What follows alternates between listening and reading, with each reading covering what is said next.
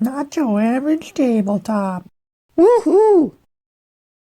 Welcome to Not Your Average Tabletop. I'm Zach. I'm Mac. And today we're giving our first impressions of Islebound, the Emerald Edition, which is their new reprint they did for Islebound. That's a game that came from Red Raven Games, and I think it was one of Ryan Lockett's one of his earlier games. So I think it's kind of been out of print. Some of his earlier ones had been until this recent Game Founder Kickstarter, and this was one that I played way back, I don't know how long ago, just the original Islebound on Tabletopia, which is not quite as good as Board Game Arena, but I played it there, and I remembered liking it, and it was kind of just always on the back of my mind, but it just wasn't readily available. So then when I saw that it was coming back, I was like, I should get that one. So then I was like hoping that I still would enjoy it in this kind of first play of it for me, Sure. Years later. And I was hoping you would like it as well, because I know I think his games have kind of been hit and miss with you. Mainly, probably Sleeping Gods is the biggest kind of miss based on how kind of story-driven it is. And I would say this one is very much not story-driven. So it's not like some of his other ones, like Above and Below, and those ones. Near and Far. Haven't played those ones, but I know those are kind of a little story-driven as well. But got this one, got it to the table, and it was pretty simple to get back into, I felt like. Had to obviously read the rules because it had been a long time, but like the actions and stuff, like the symbology, once you originally read through it, I think a lot of it made sense. Yeah. I guess, would you agree? Yeah, I mean, there's still a few things that I question a little bit, because I'm not sure when you exhaust stuff and when you don't, because some things you get to just use them and nothing happens, and then other times it's like, no, you have to move things down to exhaust them and stuff. So I'd say for the most part, though, the iconology and all of that is pretty straightforward. Yeah, I would agree. I would say that was the case for me. But yeah, there are a few minor things maybe, especially so. Yeah, in the game, you're pretty much trying to build so many buildings, depending on the player count. We played this at 2 players, so you had to build to 8 buildings. Someone had to trigger the end of the game. And a lot of those buildings have, like, things that happen or trigger when you do something. So then sometimes I wondered if I do this, then it actually should activate this ability, but I'm not sure if that counts for that. So yeah, maybe some of that stuff, but I do like how those did kind of...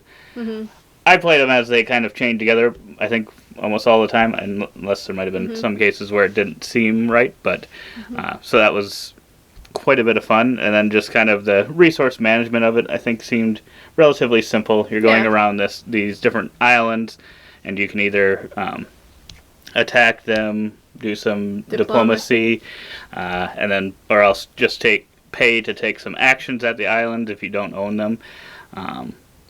Or else just take all this loot from this thing. That could be your action as well. But yeah, you're going from island to island. They have different actions that they do. Some give you resources. Some allow you to kind of turn resources into other things. Some let you build those buildings. So a little bit of everything. And get crew members and sea monsters and stuff that you'll use in those attacks or to trigger actions in the future. So it's kind of just a little bit of an action selection game with moving a boat around from island to island. Yeah. You can see how it maybe is like the predecessor to Sleeping Gods, because that's what I remember of Sleeping Gods. It's like a book of a bunch of different islands, and you just kind of move your ship around to these different quadrants and stuff. That's fair. It's Sleeping Gods, the Euro game, maybe. Yeah, way scaled back. But when I first saw the player board, or the game board, I was like, okay, this looks a lot like the book from Sleeping Gods. Yeah, Ryan Lockett, I really love his artwork. He does all the artwork and stuff. And I think it might be the same. I guess I'm not sure if this one's considered in the same world. I'm assuming it probably could be in the same world if it isn't. Yeah, I think all the components and stuff in this one are pretty solid. You can check out our unboxing video on this one if you want to see a closer look at all of those things. But yeah, I was happy with replaying it because I was a little worried. But I was like, good, because I didn't know, because I was definitely I don't know how long it's been, but it feels like it's been like 5 years since I played it. So I was like, my tastes may have changed a little bit, and I may not have liked something now that I maybe would have liked 5 years ago.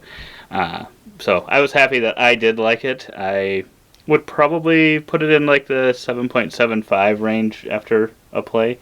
I think the game flow was pretty quick. Like the actions and stuff were all really quick, especially at 2 players.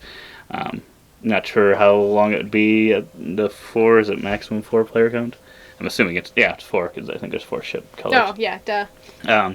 So yeah, I think I would still like it. I might not be as, I don't know. I'm not sure how great it would be at 4. Maybe not as much, but Yeah, that one would be rough because it gets to a point in a game where you're just like spamming buying buildings or getting as many buildings as you can. So like, it would just suck to like, here's my turn. Now I have to wait for 3 people to go. They gotta do their move, decide, then they gotta go through this action and then buy buildings. So it's like you can't really even plan too much of your next move, probably. I think you probably could. Maybe, but you Outside also of have maybe to building pay things? if you want to go to a spot that they're on. Yeah, I think usually towards the end of the game, it seemed like we had quite a few of resources and coins and stuff to pay for those types of things, but maybe not. It's hard to say how it would play out in a 4-player game. Probably wouldn't be the worst, but you probably just wouldn't get as many opportunity. I guess what were your thoughts, since you're kind of mixed? Is it your favorite Ryan Lockett game? 'Cause I think that one right now would be Ancient World. Yeah. No, this definitely does not beat Ancient World for me. Okay.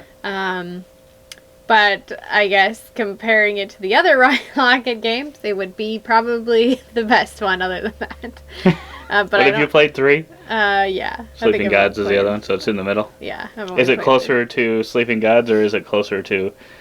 Because you probably give Sleeping Gods like a 4 or 5. Okay, that was one playthrough, and I just really struggled with like the combat aspect. Like, I feel like we had one combat. Well, there was a lot going on, and I just remember being like, I don't. I think it was a long understand game, and you don't like long, slow games. It was different because like Forgotten Waters is so streamlined, and then you play Sleeping Gods, and if you like that kind of stuff, that's probably why it's such a hit and stuff. But it just we have to play it again, I think, because it just really wasn't it at that moment for me. So maybe we'll try it again. But back to this game. I liked it.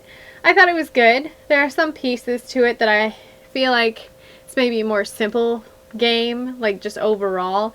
Like I feel like Ancient World is probably like a step or 2 above this one in like complexity. So I think this one is simple. I think it's a good one to take out. I feel like there's maybe a tish of a luck factor involved. I don't know that I love the buildings triggering the end game.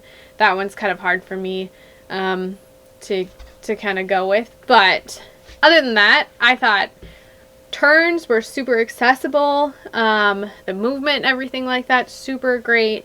Being able to pay fish or wood for these like abilities when you want to move more or if you want to re-roll a dice. The sea serpents, the emeralds, using the emeralds to get you extra thing, like super clever overall, and I think a really good kind of medium weight game, minus weight game. So I'd probably give this one like a 6.5 or a 7.